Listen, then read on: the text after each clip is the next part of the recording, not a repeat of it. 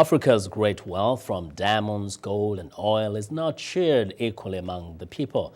The continent remains poor, dependent on foreign aid, loans from international financial institutions. I spoke recently with Daniel Anagho, president of the African Investment Corporation, a Washington-based organization that promotes more investment and fewer loans.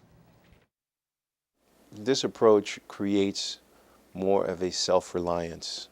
It's the whole analogy of teach a man to fish, and that's really the idea, because those who are getting their debts canceled to add on more debts are creating a dependence that will be for a generation. They'll go on for generation and generation, versus enabling a coffee producer, for example, in Cameroon, who will now have a factory and a roaster to be able to package and sell finished products, which he will make 50% more money in terms of that, versus selling his beans overseas, and his farmers continue to stay poor. What motivated you to think of doing something that focuses so much on Africa and the welfare of African countries, other than maybe finding something to do for yourself?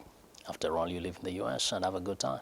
Well, I think being from Africa, being from Cameroon, and working and seeing kind of both ends of the spectrum, being born in Cameroon but living my elementary school days and into high school in the U.S. enabled me to see both pictures. The picture of Africa, which is the dependent on debt and always looking for a handout, and then the picture of the U.S., where there are people who are go-getters, there's opportunities, and there's means to develop. And I said, well, it would be nice to be able to have that same drive and perspective, but mentality of people in Africa. Because in Africa, it's always about what can I get versus what can I do to get me to the next level, and understanding and changing that mindset. So being able to see that really kind of spurred my heart to say, we need to get these folks to think differently, change the cultural, business culture, and say, if you have those raw materials, you have something. Don't just sell it, position yourself to get a better deal at the end of the day. What advantage do you think you have being here as opposed to being, say, in Yaoundé? I think being here is one, enables me I understand the culture better, and I have access to businesses here that I may not have access to while I'm in Yaoundé. The infrastructure is better, per se. It's a lot easier to do research and development. I would say, though, being on the ground is also equally critical, because getting folks to respond while you're on the ground, it's easier to find projects while you're on the ground. It's easier to negotiate with private sector or government while you're on the ground.